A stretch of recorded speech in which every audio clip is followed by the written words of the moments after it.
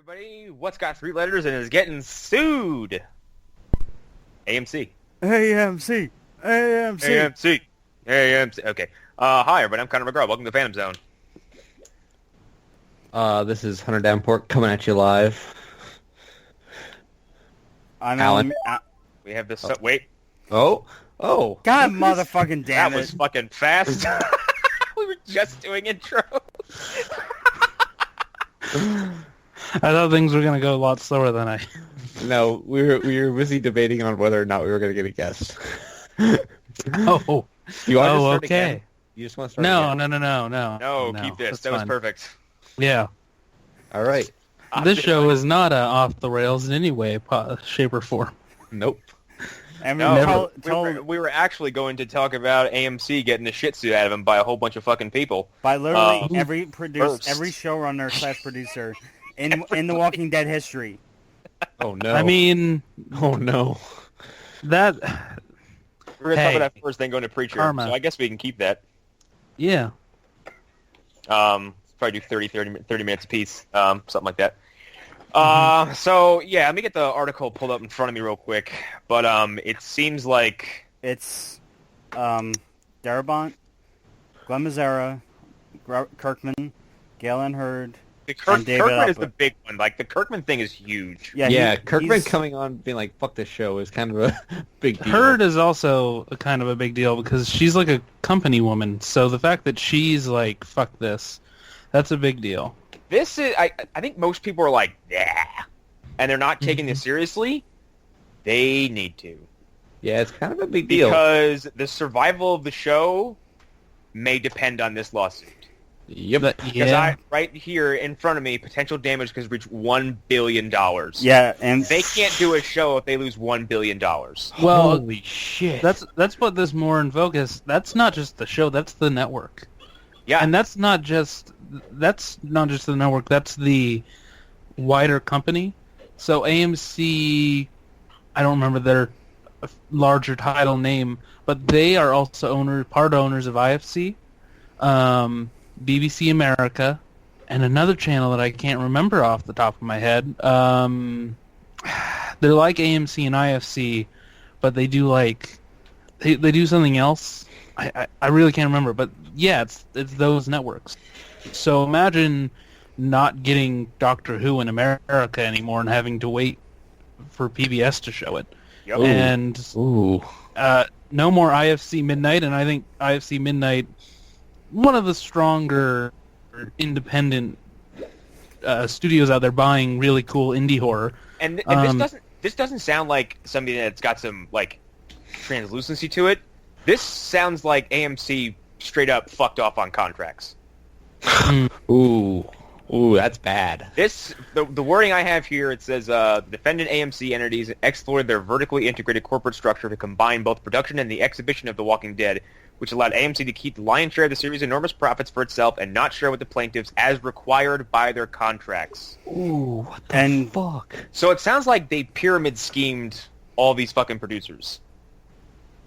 and to say where Kirkman is right now in terms of this whole thing, the lawsuit happened about 3 days after he left the series and signed a 2-year deal with Amazon's Prime Video platform. Oh, I didn't know that. Oh my god. So wait, he's going to be doing something for Amazon? Or is it just... What he was doing with AMC was a first look deal. Okay. He signed the same type of deal with Amazon. Oh, ooh. Yeah. Guys, I just something just came to me. I think what's going to happen is some bigger company is going to buy out AMC. Like, and guess who I think it's going to be? You'll Good. never guess this. Disney. That's it. AMC theater chain. Oh yeah, I should Whoa. have seen that coming. I Huh. mean, come on. You don't need to change anything. You don't need to do anything, really. You can. Which is funny have- because while I worked for AMC, they too themselves were bought out by a big Chinese company. Mhm. So They could take AMC TV's logo because I feel like that logo is more iconic. Am I wrong? Yeah. I Like mean, that, like like, yeah, wow, things are about to change, guys. Like, AMC could mean something completely different in the coming years. And Walking Dead is the only show that AMC actually owns, right? Mm-hmm. Well, they own that. Own Breaking all the Bad way, is- anyway. Yeah, because Breaking Bad is owned by like Sony, I think. Yeah, Sony Television, I want to say. What about Mad Men? Mad Men is owned by another License. production company. Yeah, license. Although I think they might have a bigger investment in Better Call Saul. I get the feeling that they might. I really don't know though. This is like history changing shit. Mommy and Daddy are fighting shit. Well, like, so But it's the, been. and the it's funny thing been- is, I'm looking at their stock on the Nasdaq, Mhm. and it's in the. It just ended. It closed off at 60.41. Well, I mean, here's what's going to happen. So my understanding of AMC is that it's a family-run business and that Yeah. it's really like two people. They'll probably be forced to sell all their stock off, and anyone who can buy a majority of their stock. I don't know how I know all this about Wall Street, but I do. Anybody who can buy a majority of their stock would have control over AMC television. So yeah, this is going to be interesting to see what happens from Shit, here. that's kind of intense, actually, because, like, AMC is a company who's known for, like, giant shows, right? So it's Mhm. like, that could Like- change if, like, there's new direction. Like, Right. And that And- could change, especially if they're caught pocketing money that wasn't theirs. oh, Um, yes. When I read the words, like, kept profits that were supposed to be shared with the plaintiffs as required by the contracts, that's not vague That- wording. That's stealing. Mhm. That's straight Yeah. up stealing. That's theft. It is a family business. The company is majority owned and controlled by the Dolan family. Yeah, Dolan goodbye, Dolans. Goodbye. Farewell. The other channels at AMC, Yeah, they're the ones that left out were We and Sundance, correct? Okay, so let's... also the horror streaming service Shudder. Yeah. fuck. Yeah. I have So, one of those like- memberships. Yeah, things are going to change like for all of those those entities. They're Okay, let's assume the worst or best. I don't even know what the fuck Mhm. it manages to.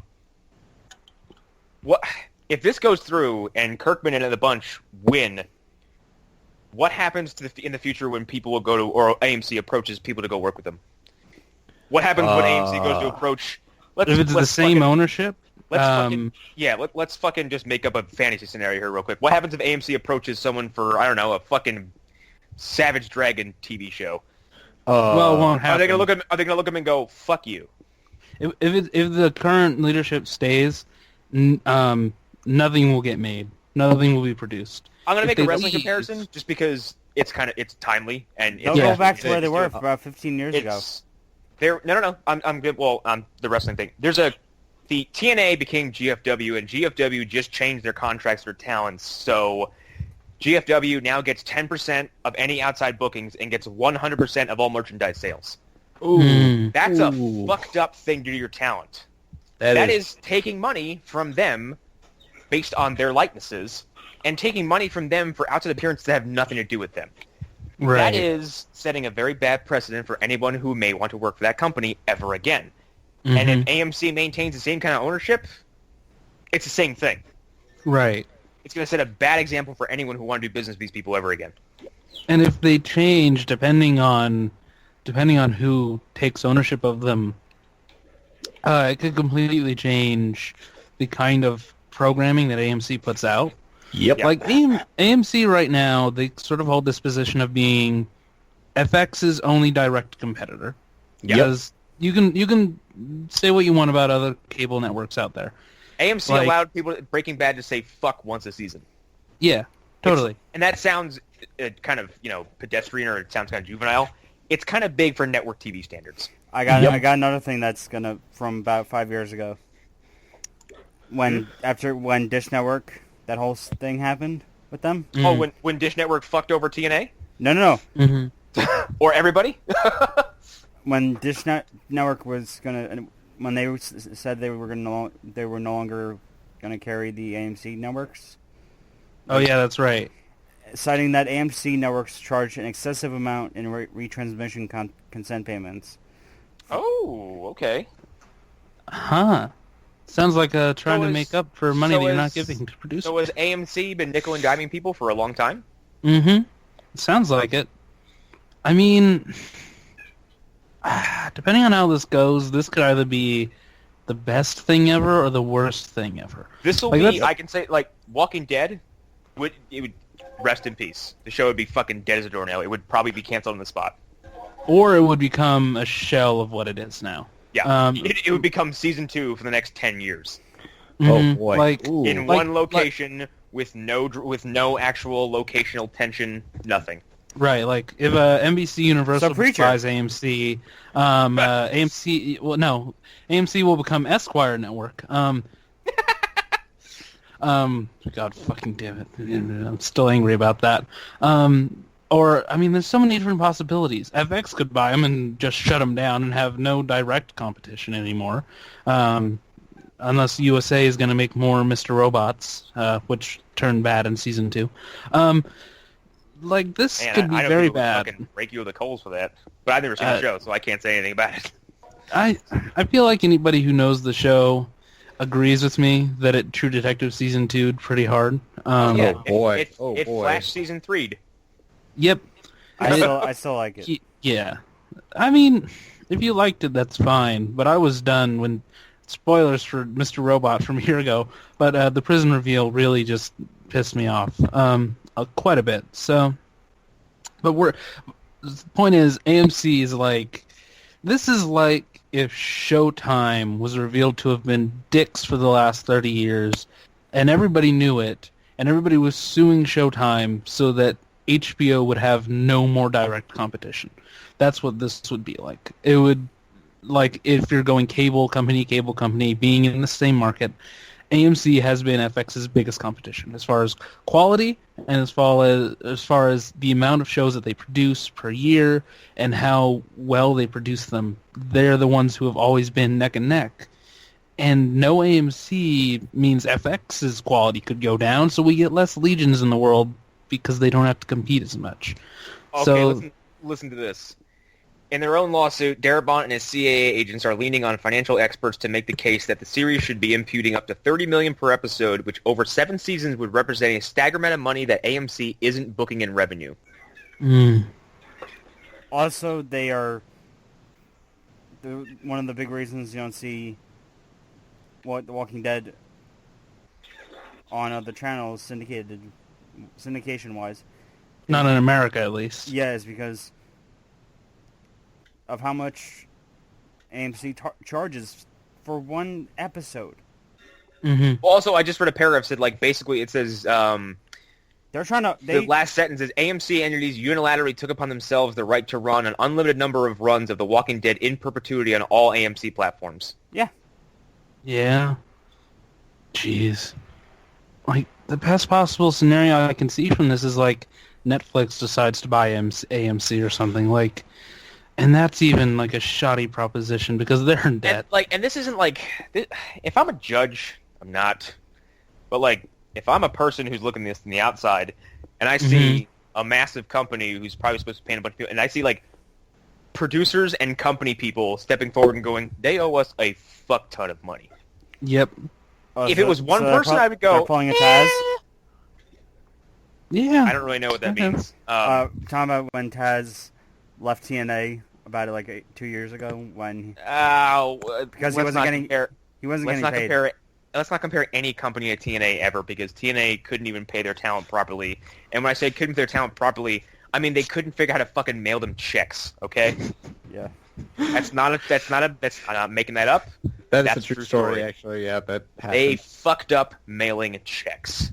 They had wrestlers on food stamps. They were on television. End of story. Shit. there are a lot of comparisons to make though with other industries. This is like if everybody decided to come out and say Ike Perlmutter is a dick and he doesn't pay us enough and he Hashtag buys... fuck Marvel. Yep. Well, hashtag fuck Ike Perlmutter. But yeah, fuck Ike because he's a fucking dickbag. But this is a comparable situation. Like you're cheating people out of money because you want it all. And you're not paying people what they deserve. So yeah, fuck them, I guess. That's my real. Yeah, I feel dirty watching Preacher now, because I know Evan Goldberg and Seth Rogen are fine. They're fine. They're not worried about money. But like the guy who has to produce this show week to week, I don't know what he's getting paid. Also, the dude who supplied you the source material for your most successful program, program you make money on hand over fist, is coming at you because you've been apparently fucking him on money? Yeah. Fuck you. Like, are you kidding me? And it only makes sense that this is... They killed the golden goose! Right. This is after Outcast. And Outcast was with a different network. I believe that was a Showtime or Cinemax production. I can't remember. And I bet on that, Cinemax treated him nice. They treated him well. They gave him the amount of money that he deserves. And he came back to AMC and he was probably like, wait, fuck these people. These people have been cheating me out of my hard-earned work. And he's done a lot of it. So, yeah. This is a fucked story. That's what I have to say. Yeah. And we've talked about the network itself, but like I said, the either if Walking Dead doesn't die, like you said, it would become basically nothing. It would become the version that it would become the show it was going to be back when it was going to be on NBC. Really boring, really not very well done, not gory at all. There'd be no zombies. There'd be maybe 3 or 4 episodes. You would not see mobs. Yeah, and no blood, no gore. Which is the only thing that I have to commend The Walking Dead on now at this point. It's like, it's one of the most shockingly violent shows on TV. Yeah, they're keeping KB Studios alive, which is a good thing because I like KB Studios, and I can't believe I'm blanking on his name, but you know who I'm talking about, makeup guy. I like him a lot, and I like that he exists in the world. God damn it, I can't remember his name either, but he's been around forever. Yeah. And he's like the yin or yang to Tom Savini. Like he's on that level of special effects. Yeah, yeah, and he's great, and I'm glad that he's getting work out of that show, which is the only reason that I've never been like, fuck The Walking Dead, because I like that he's getting something out of it. So I mean, personally, I've been down in the whole show for. Nicotero? There we go. That's exactly who it is. I'm surprised you guys didn't know this. He was in Day of the Dead. No, we know. Okay, we know who he is. But I know who he is, but I brain farted on his name. He's been. We aren't all you, forever. Alan. Yeah, Alan. Alan, I remember what I fucking had for breakfast this morning. Okay, I certainly had something. It was with the watered down coffee I got from the gas station. I don't remember what the fuck it was. Mm-hmm. By the way, Rebel gas station. If I ever have watered down coffee from your goddamn service gas stations again, I'm gonna fucking blow. No, you know what? Never mind. I'm not gonna make a terrorist. Wow. Yeah, because then we wouldn't be able. It got real dark there for a second. I'm gonna blow up your coffee machine. Not the building. There are people who work there. But I'm going to shove little firecrackers in the fucking coffee machine. I'm going to blow it up. Respect them, and they should all get raises.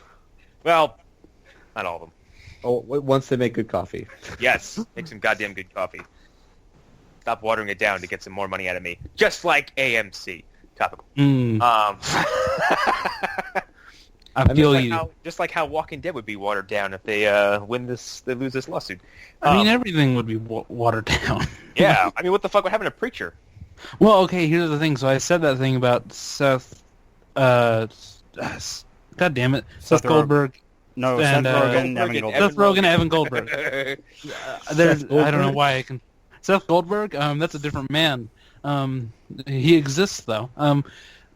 They have enough money that I feel like they could keep that show alive on their own, and the show's been around long enough, and it's successful enough that I could see them taking it somewhere else. I don't know what the streaming numbers are, but they could probably take Preacher with them to Netflix and say, here, produce season 3 for us. And with those two names, they would probably say yes.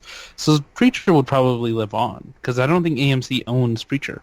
Yeah, and like that's not a real possibility because I think a Hannibal revival is being discussed already. Mm-hmm. Which will probably go to streaming platforms. But Walking Dead, which is currently probably in the midst of its, I don't know. I'm down on the show, but I would safe to say it's like kind of in a hot streak among its viewers. Mm-hmm. Even though I think they lost like millions of viewers last year. It's irrelevant because they pull in like Super Bowl numbers every fucking week. Yeah, I mean, the only problem is that this one family, and it's probably other people. I'm not gonna just blame the Dolan family here, but I'm sure that they are the main perpetrators of this. Where they, from the sounds of it, they're just taking all of the money for themselves, and it all makes sense, really. Like when you think about how many after shows they've done for shows that didn't really warrant after shows, and the fact that they have an entire show that is just their Nerdist podcast but on TV. Yeah, and a spin-off that has nothing to do with the comic books that I'm sure they completely own. Mm-hmm. I'm sure they have to do like maybe only have little to do with Kirkman. Yeah, a spin-off, which by the way is fucking terrible. Oh, a Walking Dead show? That's terrible. No, that doesn't happen. No, because The Walking Dead has scattered amounts of quality. I know. Everything I'm just being a shit heel.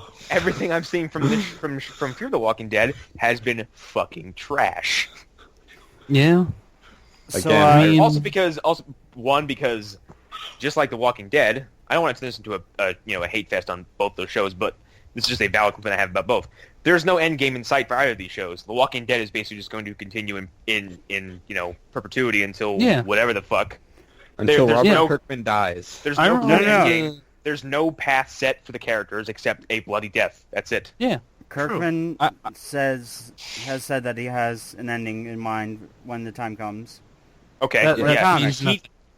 He does. But AMC has shown flippant regard for the comic continuity. So if Kirkman ended the comic book tomorrow, I'm sure AMC would be like, well, Rick lives until he's 110. Mm-hmm. Yeah. I remember when the show first came out and the way that the show works. I remember thinking and saying out loud, this could be The Simpsons. Where it just spins and spins. Yeah. It doesn't actually go anywhere. It just does because the way that the stories are told, there's only so many stories you can tell in the apocalypse. So at some point, you're just telling the same story and over and over again, which is what The Simpsons is. The reason The Simpsons works now is it doesn't matter what episode you watch, the quality is going to be basically the same, and you're going to be telling stories that are familiar, but not different. But Walking Dead has the same story every season. They just change some names and locations. That's literally what they did. So, want to hear something funny? Or ironic? Sure. Charles Dolan, who is the head of everything. I'm sorry, I can't take his last name seriously without thinking of that fucking Donald Duck meme. Dolan? is Dolan. Now I'm just picturing four of those assholes in the meeting room. Mm-hmm. Okay. I mean... He's a billionaire. Right. His net worth is $6 billion. Oh, okay. Getting sued for $1 billion is fucking nothing. Jesus Christ. So this means nothing. He founded Cablevision. Yeah, he's got all that money he stole. And guess how old he is? How old? 96 years old. Hunter, you are off by 6 years. He's 90 years old? Christ. Yeah, he was born and he's gonna turn 91 in October. Okay, so 90-year-old. You know what? Never mind. It's not a big deal. Take $1 billion from the fucking 9-year-old billionaire. He's gonna die in like 2 years anyway. I think that they should raise the price. I think they should make it for $5 billion. Like shit. When they said $1 billion, my understanding is again it was a family company, and I thought maybe they had like $2 billion in between them and the whole family and all the other. If I'm a billionaire and someone is threatening to take $1 billion from a network I own, I'm probably a miser. And Mhm. I'm going to make sure that if I lose that lawsuit, that the network I own is going to be a lot cheaper to run, so I can keep being a billionaire. Also- Yeah, or again, sell it off because of the publicity and Yes. buy something else. Yes. Make a It's- significant stake in again, Netflix. with the comparison to wrestling, like Vince McMahon was a billionaire who's now a millionaire, or what was the phrase that's been passed along that CM Punk echoed? It He's was, a millionaire you're who a should millionaire be who should be a billionaire because he makes terrible decisions. because he And surrounds himself with yes men like John Laurinaitis. yes. And this is a family business. I'm sure the fucking yes men are other members of the family who all have the same vested interests. He has 6 Yeah, kids. All the clones he has. all the Dolan ducks. Yep, all the Dolans. It is I Dolan. mean, God, this is like, and it's not. This is a network that you wouldn't want to find this out about. Like, you know what I mean? Because Like, I like AMC. I've loved AMC for because AMC, like after Sci-Fi Channel became a hot pile of garbage. Right. Yeah. Whoever just giggled, I really appreciate That was me. after Sci-Fi became a hot I love pile how you of use the garbage- word became. Yeah. Well, growing up, Sci-Fi Channel before it became Sci-Fi, S-Y-F-I. You mean Siffy? When it was Siffy. Siffy, yeah. That's where I Branding. used to go to watch like anime on Saturday mornings. Like they would show fucking Akira. They would show the Tenchi Muyo movie. They would show Ghost in the Shell. They would show Ninja Scroll every Saturday morning, and then have like a Mr. Saints Theater marathon. And then they were like, we're gonna play fucking every Howling movie for the next 7 hours. Oh, that sounds great. Have fun. Well, the first Howling movie part of that sounds great. The rest of it, I don't know. But Yeah, but I mean, like they would do stuff like that where you're like, I would just want Right, to watch yeah. an entire day of just niche quality fucking like horror and sci-fi, and they would just do that. yeah. And then I once remember- sci-fi became garbage, AMC is like, hey, guess what? Every Halloween we're gonna play horror movies all fucking month. Yeah. And I'm like, okay, I know where to go to That- watch TV now. Now they just play their original horror movies, and fucking god damn it. Fucking Sharknado. No, it's not even that. It's the stuff that's not even fun. Not that Sharknado is fun. You don't but like it's the their movie other Venom? You don't like the movie Venom with? Oh, fuck, Stuff. Is that what's the one name? with the nanites that? Probably. All I remember is that there's an old dude with a machete at one point. Yeah, Or that But no, I was talking about how- that I'm Area talking about how 51 A- film with Tron. I'm talking about how AMC would run an entire month of horror movies. Right. After sci-fi. Yeah, AMC became a place to go for people who like movies. My memory of AMC before they became TV, like known for that, was like Terror Fridays. Yeah. And it was like I would stay up way past my bedtime on Fridays, and I would watch horror movies, or I Yeah, would AMC fall asleep and wake up AMC to it. is named because it's American movie classics. Mm-hmm. They used to do just that. They would show fucking good movies all the time, and not quite so censored because for whatever reason they get away with it. Yeah, you then- could see Motel Hell uncensored. Oh Jesus Christ! I can't believe you are the only living person I've ever seen reference Motel Hell. Is that That's the? me. Okay, so is that the movie with the garden that they bury the bodies in? Yep, and It's the a- heads are alive. Yeah. Okay. I remember. I know that movie. I know. that you're talking about. It's pretty great. I watched it as a child. I rented it from A to Z Video in Silverton, New Jersey, on VHS for 99 cents. That's where I saw. That's where I saw most of the horror movies I've seen. But yeah, like, and then AMC became this weird, like, TV juggernaut, kind of overnight. Breaking Bad and Mad Men seem to help that, but as we previously discussed, they didn't properly own Breaking Bad and Mad Men. There were So licenses. once Walking Dead came along, they're like, "Oh, this is our fucking golden goose," and they coddled it and coddled it and coddled it, and then anytime, seemingly, we should have seen this coming back in season 2, honestly, because of how they handled Darabont. They fucked Yeah. Darabont right off. Darabont was like, "Hey, the show kind of needs a bigger budget, and we kind of need to do more things," and they're like, "Yeah, get the fuck out." Mm-hmm. I mean, you could make the argument that Darabont hasn't recovered from that. No, yes. Like, Has he even done anything since then? like he's done things, but I can't remember what they are. Like Darabont he's the guy who, if you go back through his filmography, he's widely regarded as the person who has adapted Stephen King the best of anybody, like hands down. If you're gonna give that title to anybody, he adapted The Mist. Most people like The Mist. He adapted The Green Mile. He adapted Shawshank. And he's just a really good filmmaker overall. He has the rights to two other Stephen King stories, The Long Walk and The Monkey. Yeah, The Long Walk's gonna happen at some point. I think Darabont worked. He was a script doctor for Minority Report and Saving Private Ryan.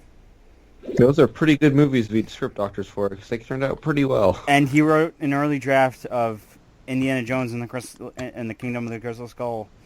Oh, well, everybody gets one. No. This was 15 years ago. Oh, fuck. Spielberg. Wow. Spielberg? Spielberg loved it. Lucas, however, rejected it. Of course, because Lucas is a fucking bad idea machine. Although I'm refusing to acknowledge that Spielberg is an actual man and he's now Spielborg. He's just a machine who cranks out kind of just, regular Hollywood movies. Steven? No, I am Spielborg. God. He's more machine than man now. He's more machine filmmaker than man now. Okay. Jesus Christ. God damn it. Okay. Imagining, like fucking George Lucas in the hoodie talking to I don't know, some up and young kung direct fucking Josh Trank. Oh no. That explains so much. Okay, anyway, Mob City was a thing. Yeah. It was a show starring fucking The Punisher, and it was really bad. It was not it bad. Well, I mean, it's not The Punisher's fault. Don't blame the Punisher for that. It was slow, and I wouldn't blame him. I thought he was miscast quite a bit. Was this before or after Hung? Oh, this was after Hung. Yeah, It was 2013. Yeah, it was 2013. He was just coming off of Walking Dead. And What this is is a show that was named after a man's big dick? Mm-hmm. Yeah. Starring Thomas Jane. I remember that show. And eventually Stephen Amell. Yeah. Jesus, what?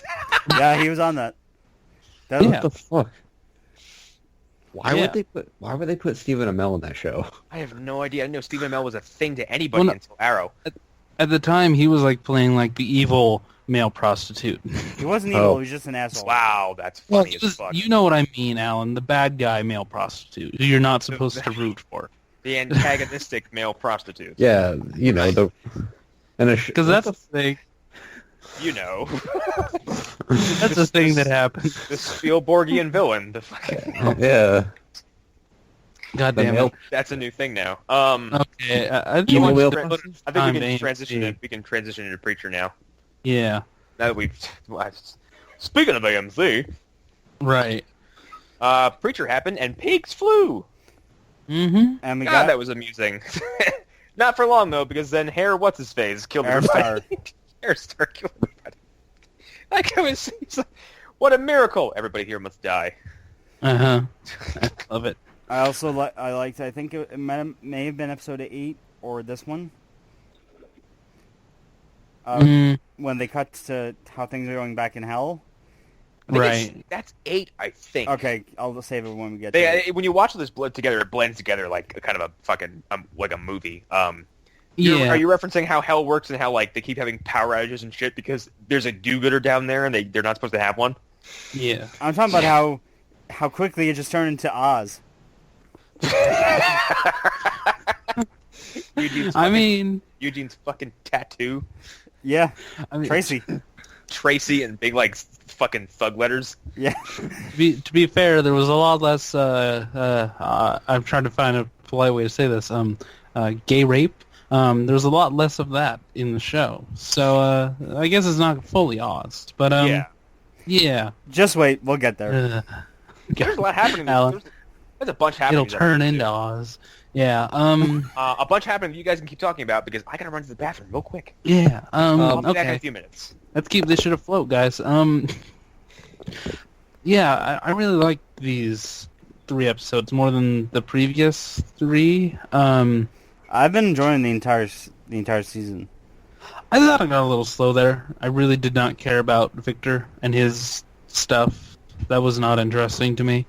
I really like the Best Buy. I mean, it's Best Buy. They're basically Best Buy people. I really like The Best Dork Buy guys? employees. Yeah, they are. The Dork they are Squad? great. Yeah, I would actually watch a spinoff of the Dork Squad if it was those guys, because I thought that they were really funny and interesting. So, come on, guys, let's do this. I mean, I've been searching for a new job. I know it's pulling out job applications while I was watching this, but like, I really liked this season. Like, speaking of jobs, What? Where is this gonna go? okay, where could this possibly go? that we see during flashbacks how Airstar got to where he was in the Grail, Mm-hmm. and But basically, everything they said about like their whole thing, that is dead on from the comic. I believe it. And I really hope they introduce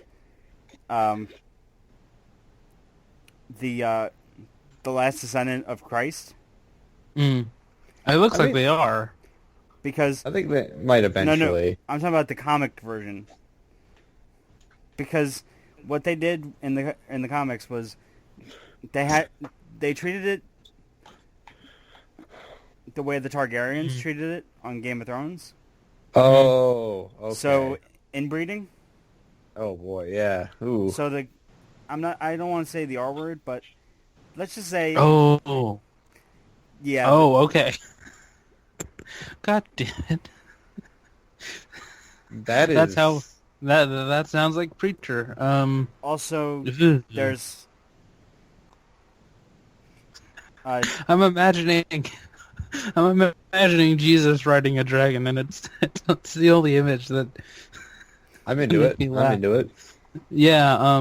We also got a payoff in this episode from a prior episode. Mm-hmm. Where Cassidy was talking about people getting paid to get shot or wearing a bulletproof vest. Mm-hmm. Yeah, that was nice. And they have Jesse acted like the most stereotypical preacher. And they and after the quote unquote murder, they just rob him blind. Yeah, I love that too. Also, I'm gonna bring it up because it felt, I don't know if this probably, I don't know if this what I'm talking about. What does that sound? What sound? I don't know what you're talking about. Yeah, Alan, come on, be professional. Yeah. Yeah. I think we should. So I watched these yesterday, but I cannot remember for the life of me what happens in individual episodes. But I just want to go over the training or the testing for the. God, that stuff was so great. That was the wrestling part. Mm-hmm. I love that, and I love he's got Yellow Eyes' reaction to that stuff. Yeah, they got what's it? They got Airstar they're trying to choke him out, and he's just wanking off. So good. And he just the guy backs out because he's disgusted. Airstar just starts beating the shit out of him. And then then when Yellow Eyes says that he's okay, you like good job. He comes back with I don't even know what object it was and starts smacking him again. And and then there's a part where it's the final three, and they were getting their testicles electrocuted, and one guy dies from it. Another you only see the back see him from behind, and when they when they pan around to Airstar, he's just looking at like nothing's happening. It's so good. And then the last part, which was last test between the two guys, between Airstar and the other guy, was a shooting, was in like a marksman challenge. Mm-hmm. And the guy was like genuinely like he was a good, he had a good eye, like that eye. Yeah. And when he says good luck to Airstar, Airstar just picks up the gun, points it a little like he angles it, and you just hear bang, and he just kills it. Then the other guy, and he basically pulls a Euron Greyjoy and throws Yellow Eyes off the building where he lands on a car. Yeah. Yellow Eyes should have seen that coming. Yeah. Yeah, that was, all that stuff is interesting. None of it was really unpredictable, but it was just so well done. And that actor, I don't know what he's from. I don't know if I recognize him from anywhere. But he is. Which one? Pip brilliant. Torrens? The guy playing Hair Star. Yeah, Pip Torrens. He is. I can't believe I haven't seen him in other things before. I'm sure I have, but he's great in this. So, also, yeah, we get a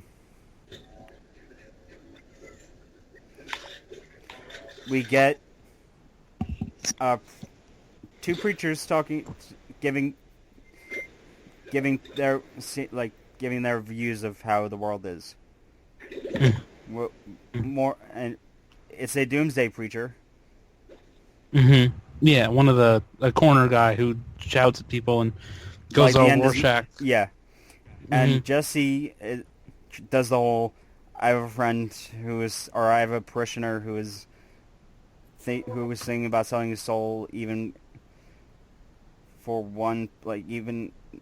for just as low as 1%.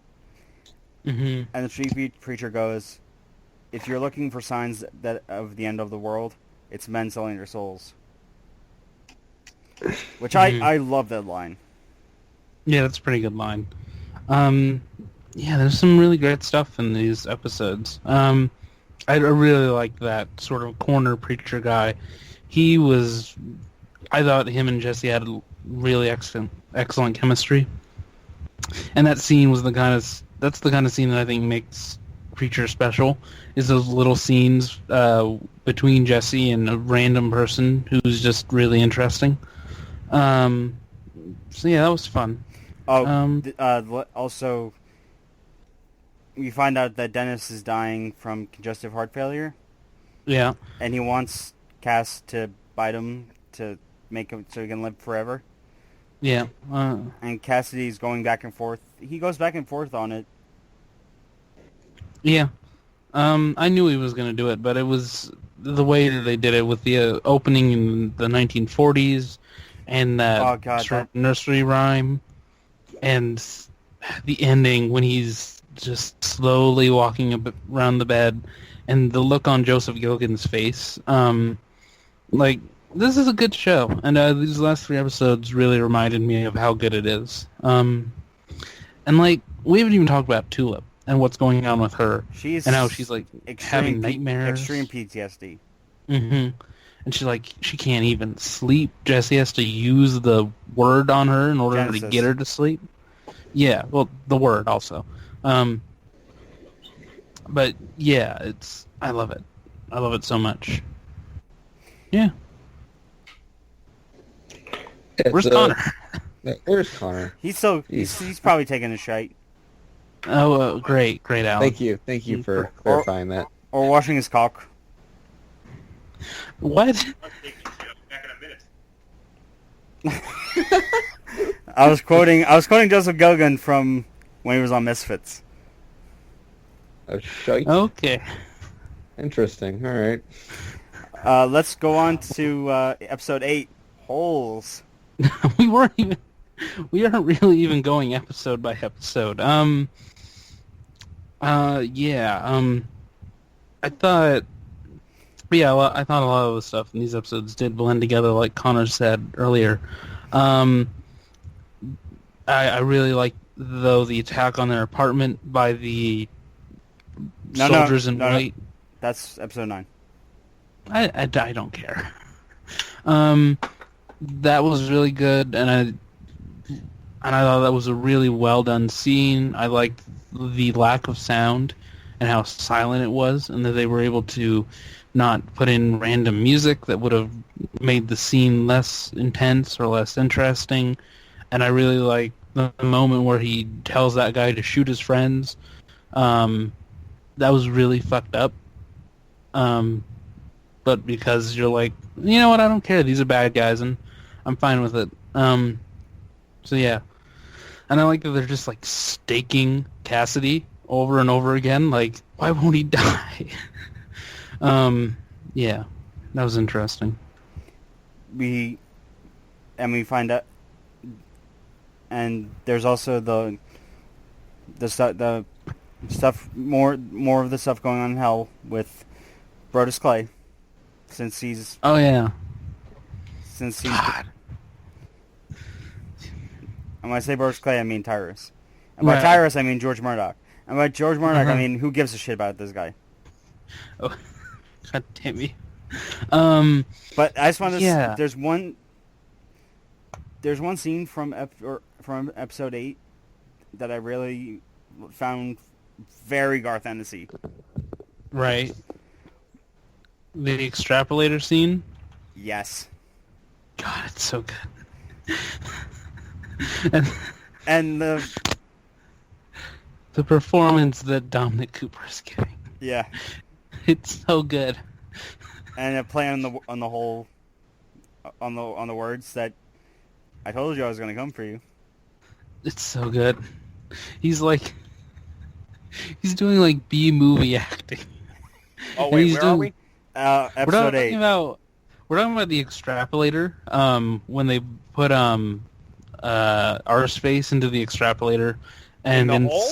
yeah, and Jesse comes out of the bathroom. Jesse's making out with Tracy. Yeah. So good. Oh, that was ridiculous. It was so great in his I love how acting it's in like that scene. I love how the idea of like you're in hell, but we have people. We have extra punishment Mm-hmm. for people who are already in hell. Right. Oh, and we also get a possible, or there we the seeds are sown for a Escape from Hell buddy storyline with Arseface and Hitler. Yeah, we get the fucking the Great Escape or some shit like. God damn it! If they use the I honestly, music, I honestly want it to just be a shot-for-shot remake of the escape sequence from Grand Budapest Hotel. Ooh, That would Just that'd with be Adolf Hitler. Hey, these guys are trying to escape. What does he fucking say to the big tall man? He's like, "Bless you, you kind sir." did you just throw my cat out the window? I'm watching that after we're done. Oh shit. Yeah, Hitler. What was it? After Eugene spends time in the hole, Hitler's all of a sudden like, "Hey," because Hitler fucking set him up, didn't he? No. Yeah, kind of. He Yeah, tripped did. him. He pushed the nun, and then Eugene helps her up, and that's how they basically figure out who. Well, I guess they sort of kind of figure out, but they don't really figure it out. They kind of like, "Hey, what the fuck are you doing? Like, you're not supposed to do any good deeds down here." Yeah. Yeah. And so he gets punished that way, and then I guess when he gets back, Hitler's like, "Psst." And then I guess they're gonna concoct some kind of escape plan. Yeah. And we get another appearance. Wait, was Graham McTavish in this episode? Was in the episode? Was he in the episode? I think he might have been in a dream, because I'm trying to remember which episodes Tulip had dreams in, which one she didn't. I think it was Well, it's all Pig. fucked up from the fucking the Saint, Yeah. right? Right. Yeah. Yeah, and she's having multiple dreams, and she's like, it gets to her so much that she has to buy a new fridge and not only cover up the bullet hole in But their the wall, fi- but in each- every wall. Yeah, and the episode ends with her finding the woman that Jesse's the agent of Mhm. the Grail that Jesse helped, even though it Mhm. was.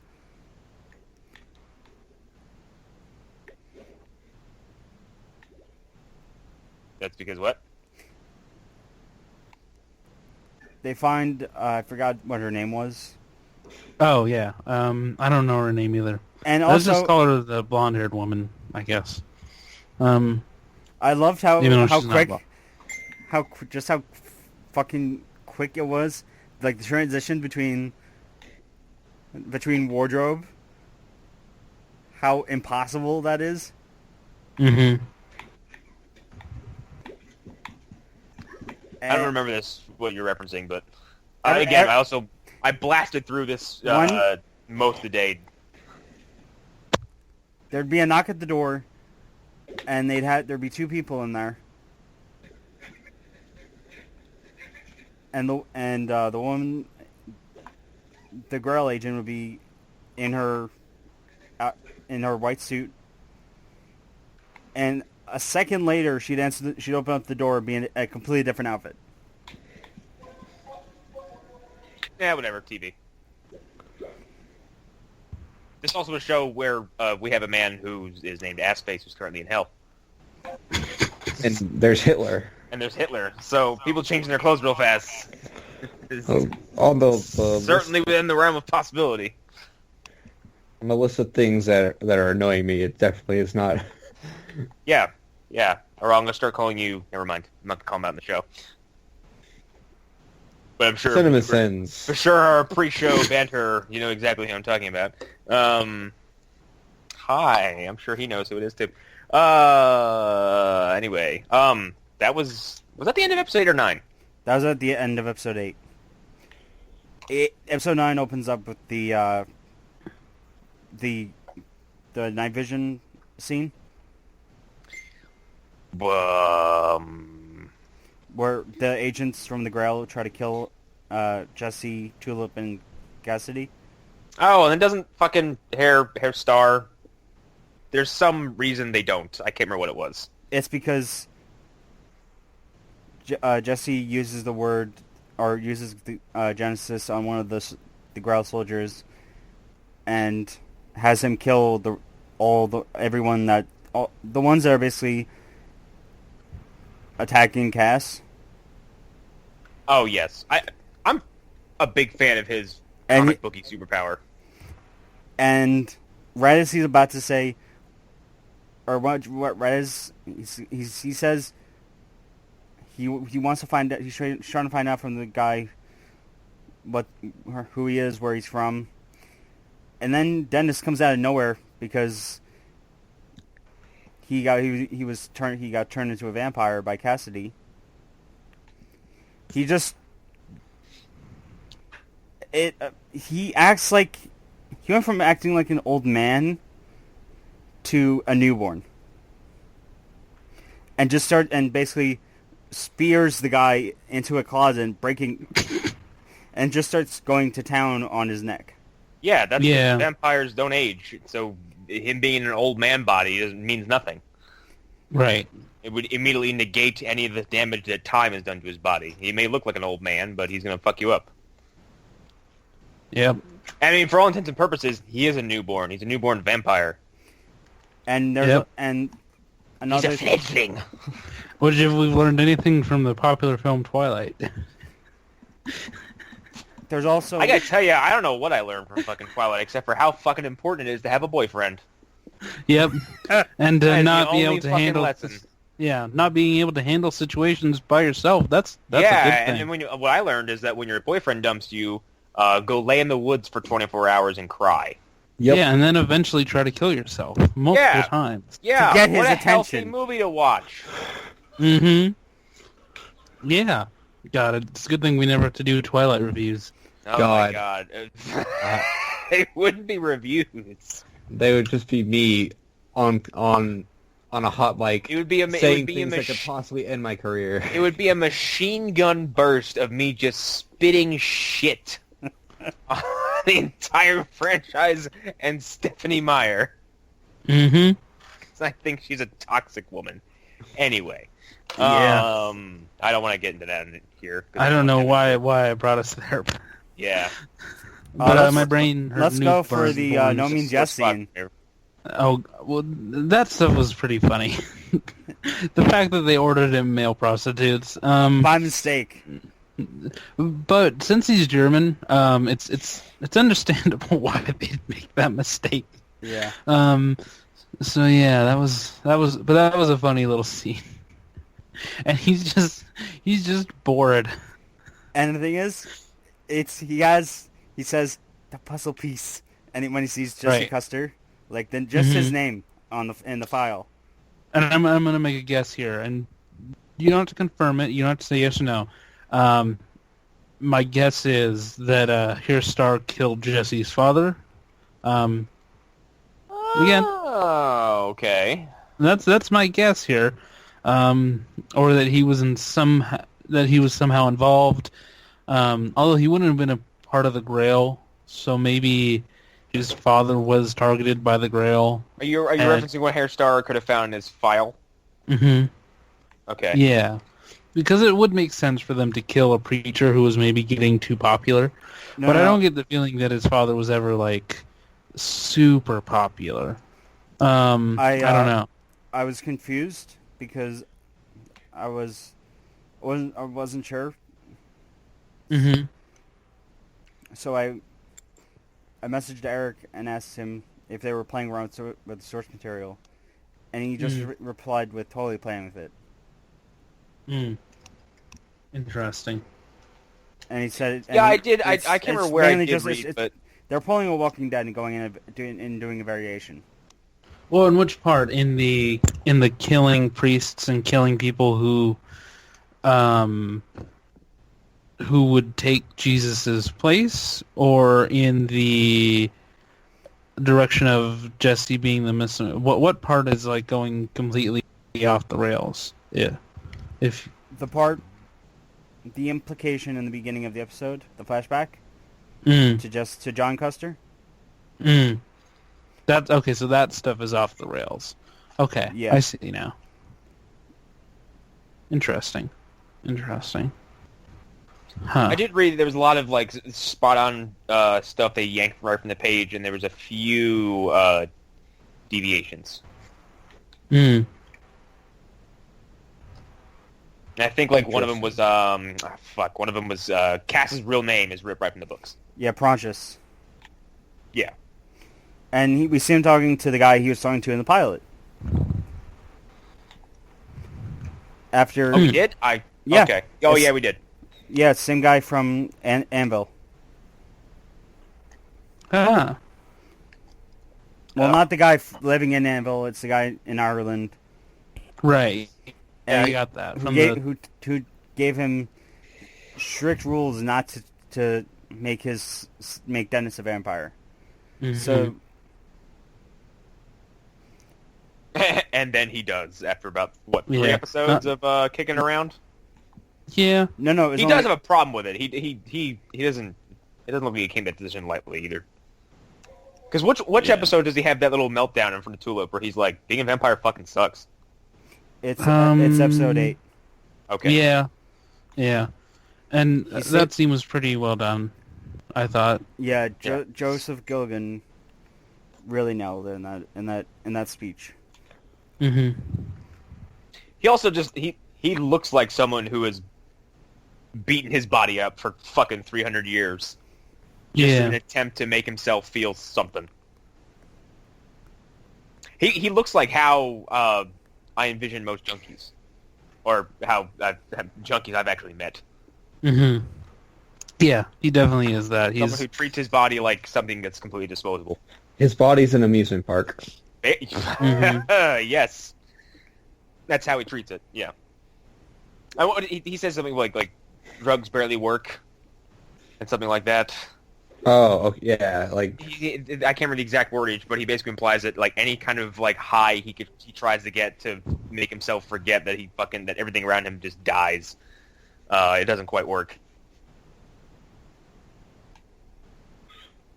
I've often thought about being immortal. Sounds fun. But then something like that happens. I'm like, yeah, a lot of people around me would just kind of keel over.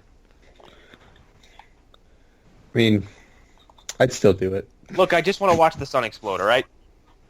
That's all I wanted to. My family was alive during the eclipse of 2017. Oh, yeah?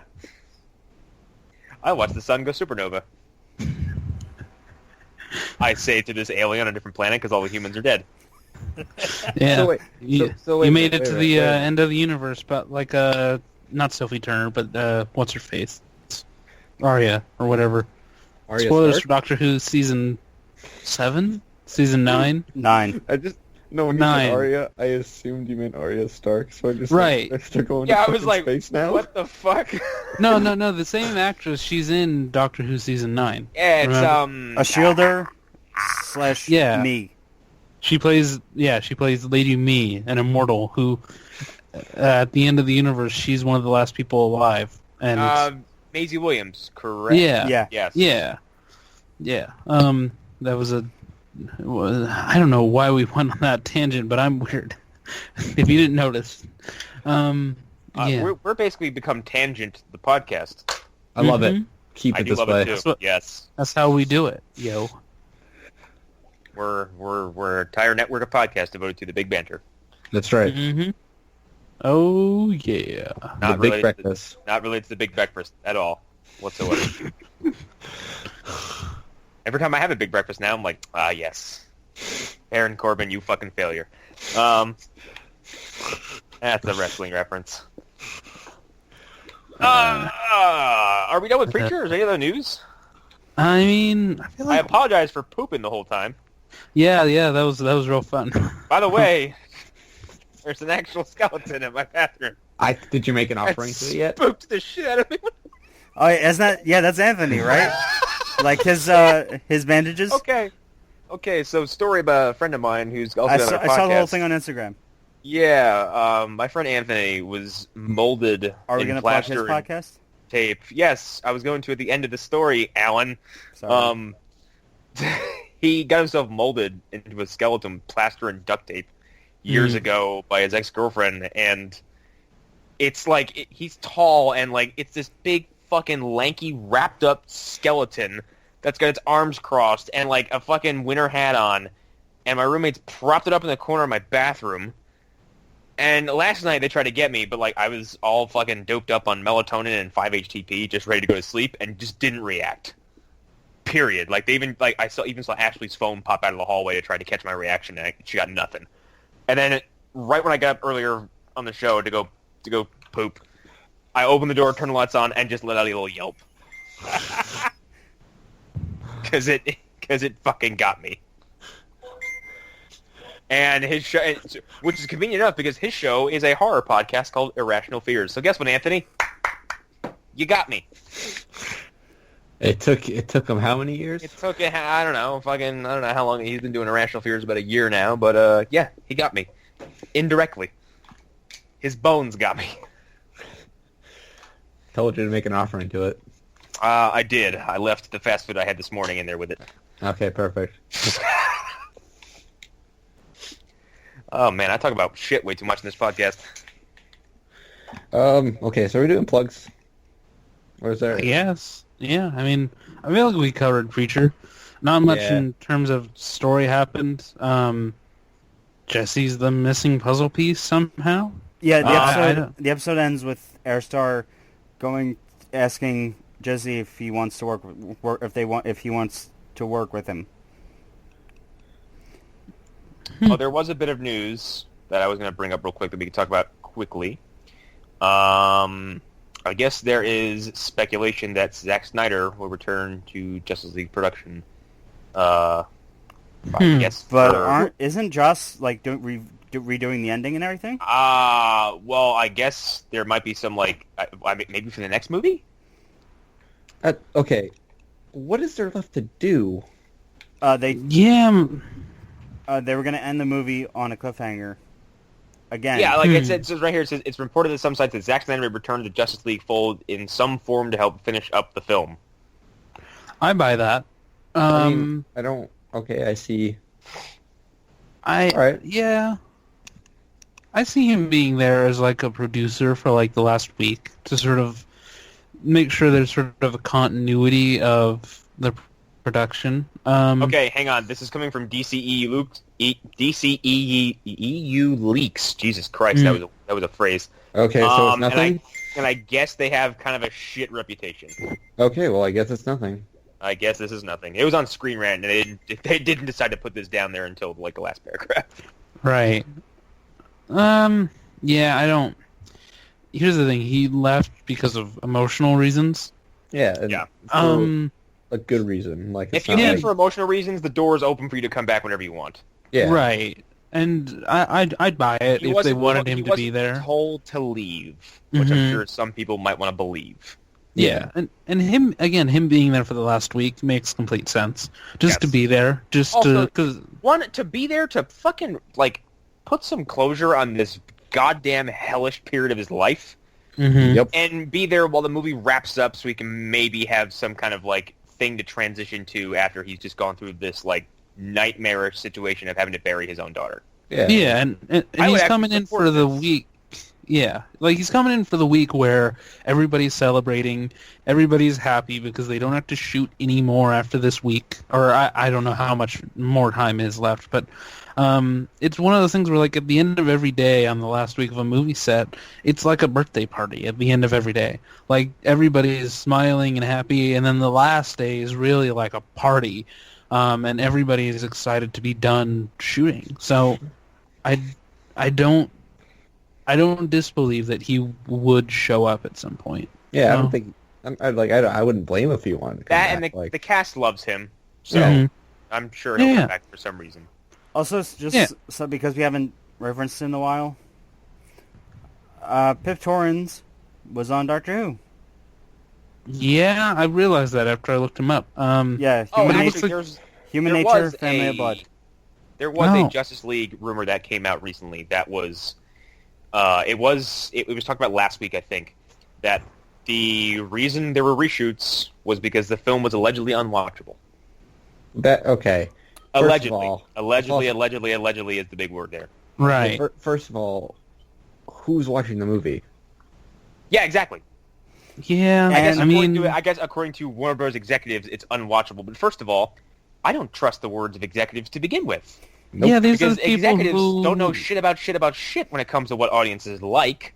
In October of 2015, they thought Batman vs. Superman was going to be the most well-liked movie of the year it was going to be released. I heard a great story about studio execs. The October before that it came out. So, yeah. I heard a great story about studio execs it was on the Good Bad Flicks YouTube channel, and they were talking about the movie Sinister. And I guess during the pre-screenings, there was 2 test screenings, and I guess like during the first one, they got adamantly like agitated when the audience liked something, and then when the next test showing, there were executives getting up and leaving during the film. What the fuck? For Sinister? Yes.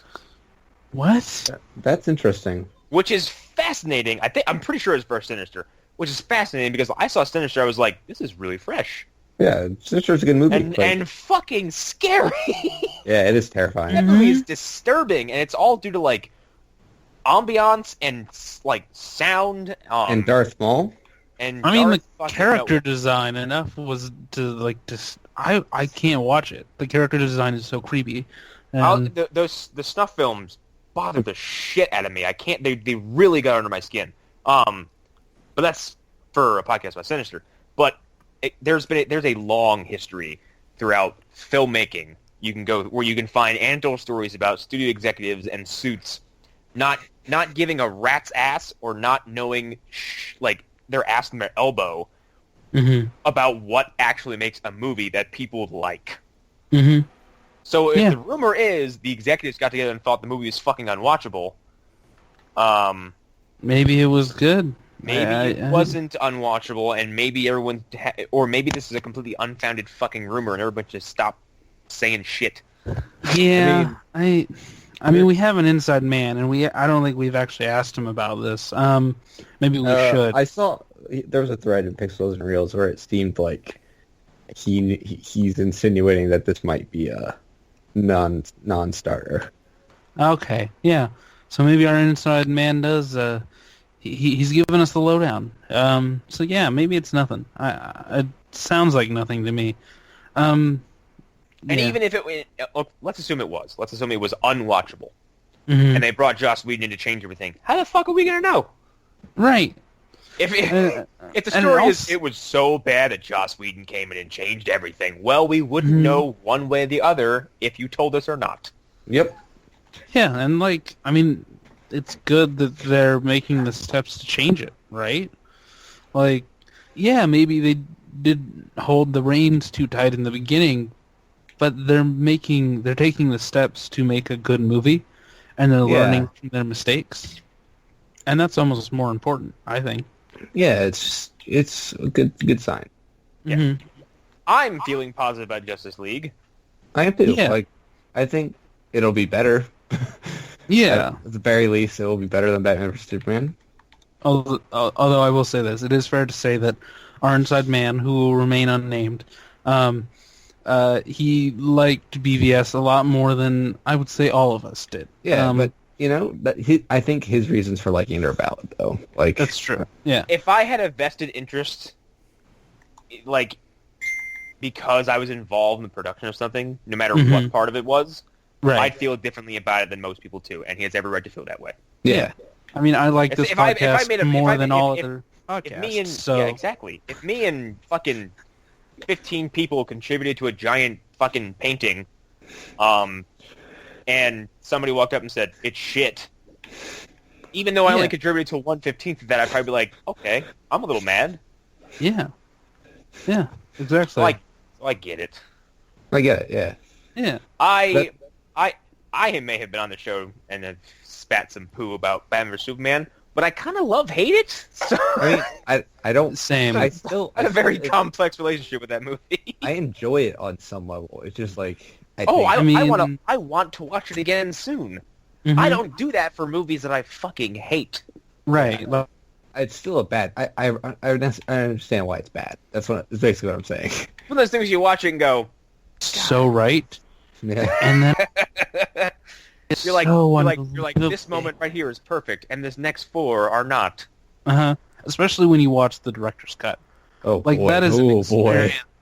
That is an experience that we should all have at some point in our lives. Ooh, The director's cut's ooh. fun to watch because you're like, it's cool to watch someone's nearly uncompromised vision of what this was supposed to be, Mhm. and it does feel like a more complete movie because there's Yes. stuff that's like gets proper explanation, which is like on one hand you're like, this doesn't need to be here, but then when you Mhm. compare it to the theatrical cut, you're like, okay, I kind of need that information to make this make sense. Right. But as a whole, There's- like, maybe I didn't need the magic bullet subplot. Yeah. Speaking Maybe you didn't need Africa in the beginning at all. Maybe- yeah. But speaking it's whatever. of It's neither here Superman, nor there. Mhm. Yes. Is there chipmunks in the background? What's happening there? Oh, I have Slime Rancher playing in the background. It's just like the sound of them going nuts. Speaking of Superman. Yeah, speaking of Superman. I was wrong about Man of Steel. Oh yeah. Yeah. Oh, It's okay, Alan. We're all wrong sometimes. I don't have enough banner space to write "I told you so," and Yep. fly it over your house. It's not that bad.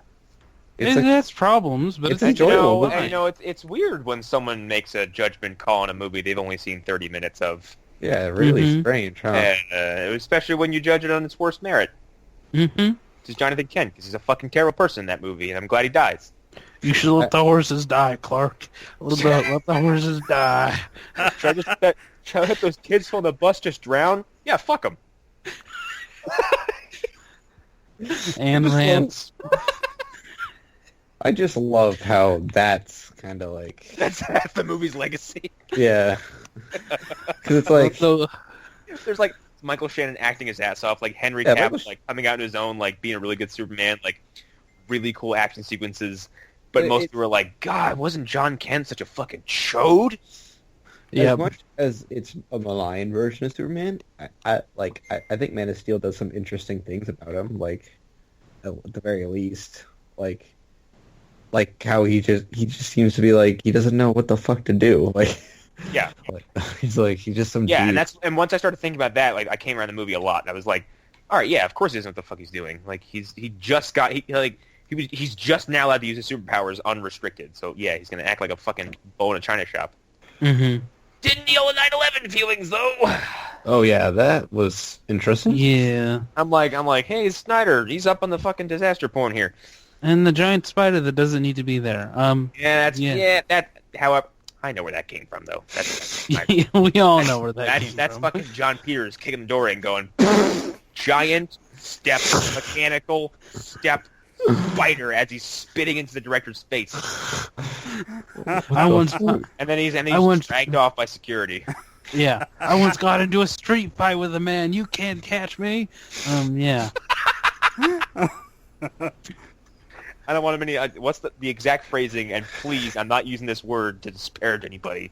What was the phrasing he said about Superman not wearing any tights? Yeah. He's like, I don't have tights. It's too faggy. Oh, Yeah, God. that Exact was it. phrase that Kevin Smith That said. was the exact phrase. So good. I think finally John Peters is like not allowed on set. Like at this point, I think he's still credited as like a producer, but he's not allowed anywhere near filming. Yeah. I mean, it makes sense, honestly. Peter Let's be Peter real. Uslan is watching him in the car like, okay, John, you have to stay here. You can't be on set. John Peters in like a fucking an adult-sized baby seat, like a 17 seatbelts on. He's like, I want my movie. But Peter, I want to put him in a suit that heals him and turns into a robot. And Peter, I want Batman to wrestle polar bears.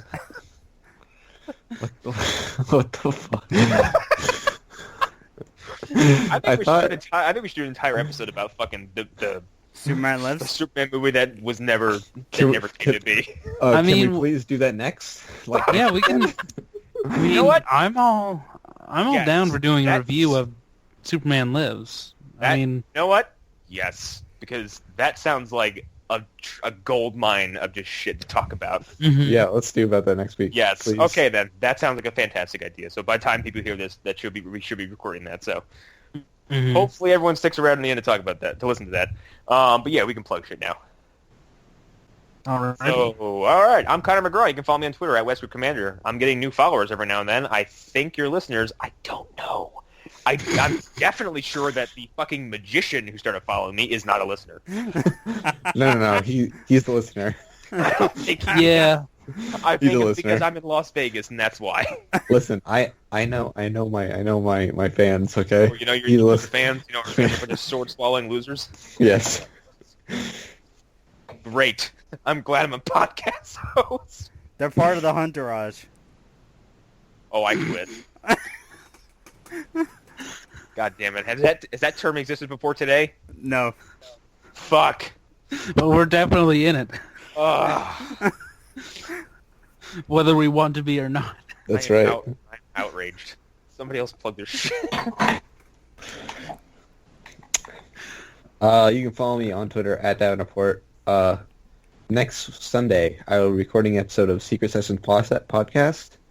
It's a really cool show where people send in their like anonymous messages, and we'll read it and comment and like just kind of like give advice or just like goof around. Yeah.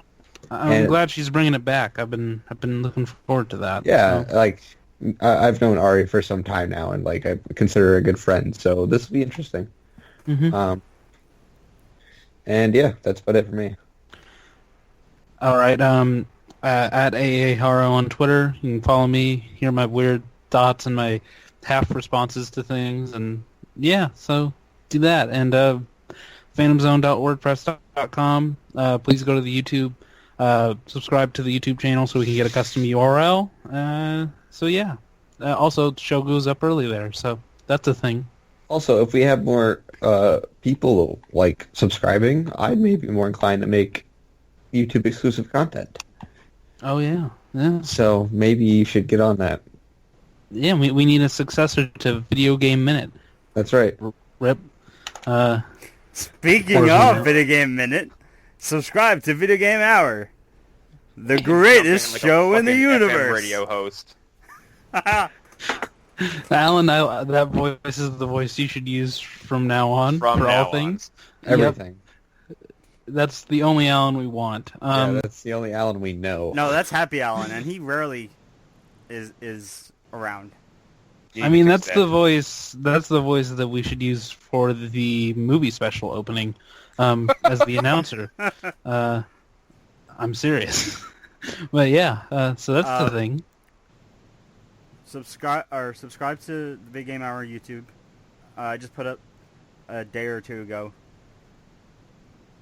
Dying Light, or VGH plays Dying Light Part 2, 3 ninjas, 2 safe zone attempts. That's right. And let me tell you, doesn't go the way you think. No, it doesn't. In fact, we are arguably the worst set of 3 ninjas since the actual 3 ninjas. That fantastic film with Hulk Hogan. That was the third one. The future movie dump episode. You know what? Maybe. We just did Equilibrium, so at this point, the I think nothing's really off the table. Are you gonna do a Christian Bale trilogy and do what's the dragon one? What's Oh my the God, one where Rain of Fire? Rain of Fire? Yeah. That is very possible, because I think we basically hit our stride as far as what kind of movies we want to do. I think I talked about this last week, but like, we're gonna do novelty movies and oddities, basically. So we don't want to just do bad movies. Right. So a movie where Matthew McConaughey dies by attacking a dragon with an axe. That's what you mean by... Yes. Or movies where Josh Hartnett and Japanese pop star Gact get into God. jazzy-inspired fistfights, and Ron Perlman throws axes at people. God, I love Gak. That's a real movie. It's called Bunraku. It's fucking nuts. I love Gak. He's fucking crazy, and I love It's him. Josh Hartnett, Gact, Woody Harrelson, Demi Moore, Ron Perlman, and Kevin McKidd. I need to see this movie. It's a pretty crazy movie. I'll put the trailer in the chat. There's no story. It's incomprehensible. I but have it's fucking cool to look I have at. a recommendation for movie dump. Oh please. Horse Ninja. Oh. I don't even know what that is, but I'm certainly going to look into it now. Okay, that's been Phantom Zone. I was basically an incognito plug for Movie Dumpster. When it launches, we're 5 episodes recorded, so please be patient. We're making sure they're perfect before they come out. It's moving along fast in Shadow Zone. I can tell you that much, okay? I am the best at making fun of myself. Good night, everybody. Bye. Bye. Fuck Like- X-Men. Where's the rest of you? Fuck X-Men I don't know what Apocalypse. happens in there. Bye. Fuck X-Men Apocalypse. Fuck X-Men Apocalypse.